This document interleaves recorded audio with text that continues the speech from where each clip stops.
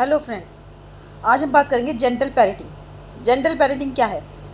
हर एक बच्चे को प्यार से समझाना, प्यार से टैकल करना।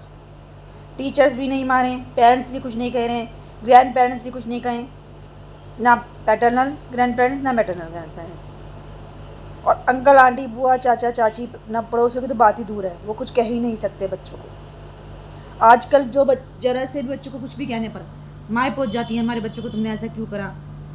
दादा दादी नाना नानी सब पहुँच जाते हैं, तुमने हमारे बच्चों को ऐसे क्यों कहा। फ्रेंड्स के साथ भी बच्चे आपस में लड़ते हैं तो बड़े बीच में आ जाते हैं कि भाई तुमने हमारे बच्चों को ऐसा क्यों कहा है, तुमने हमारे बच्चों को ऐसा क्यों करा। तो ये बात किस हद तक सही है?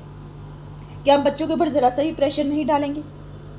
क्या हम सारा दिन ये हर वक्त उसके साथ रहेंगे, उसके स्कूल में, कॉलेजेस में, या फिर आगे जाकर उसके आगे की लाइफ में, जॉब में, या आगे वो पढ़ने जाएगा वहाँ पर क्या हम उसके साथ रहेंगे?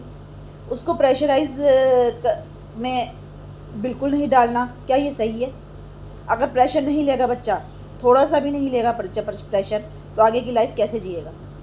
बच्चों के ऊपर इतना प्रेशर भी मत डालें कि बच्चा पागल हो जाए, लेकिन इतना भी लीनियन नहीं होना चाहिए बच्चों के साथ कि बच्चा अपने हदें भूल जाए, बच्चा मैनरलेस हो जाए, किसी की बात सुन ही ना सके। ज़रा सा डांटने पर ही उसकी आंखों में से आंसू गिरने लगे, ज़रा सी चोट लगने पर ही वो ऐसा हो जाए जैसे पता नहीं क्या हो गया हो। पैम्पर करना बच्चों को बहुत ज़रूरी है, लेकिन ओवर पैम्पर बच्चों के लिए बिल्कुल सही नहीं है। वो आगे जाके स्ट्रेस नहीं ले सकते। अगर वो आगे जाके उन्हें स्ट्रेस मिला तो या तो वो पागल हो जाएंगे या वो स्ट्रेस को झेल नहीं पाएंगे, फिर मेंटली डिसऑर्डर्स हो जाते हैं बच्चों के, डिप्रेशन में आ जाते हैं, कुछ बच्चे सुसाइड कर लेते हैं। कितने ऐसे केसेस हैं कि बच्चों में के अंदर बिल्कुल भी पेशेंस नहीं है, बिल्कुल भी सहन शक्ति नहीं है। पेरेंट्स ने कुछ कह दिया तो फांसी लगा ली, मोबाइल देखने से मना कर दिया तो या तो माँ को मार दिया, बाप को मार दिया, खुद को मार लिया।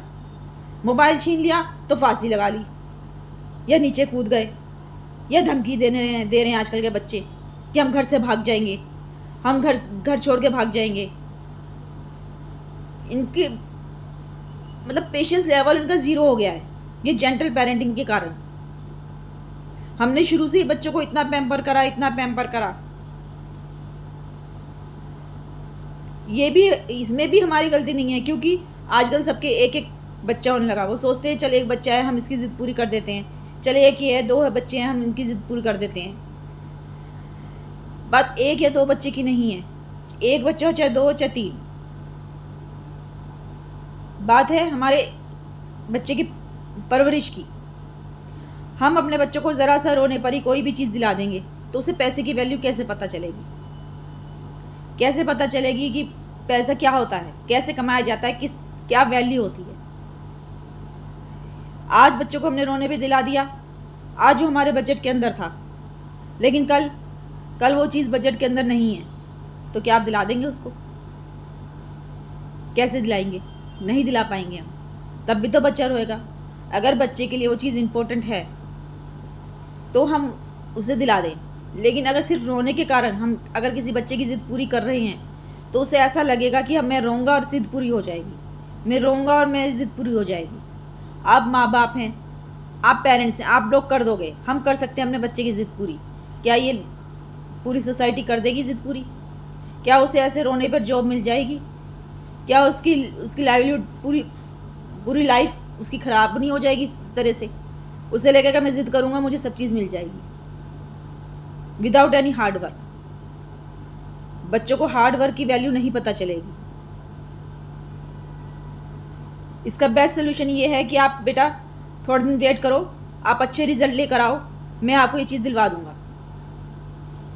और जैसे अगर बच्चा रिजल्ट लेकर आता है तो उसे ज़रूर वो चीज़ दिलवा दें, क्योंकि बच्चों की प्रॉमिसेस तोड़ने नहीं चाहिए, फिर बच्चों को आपके ऊपर ट्रस्ट नहीं रहेगा।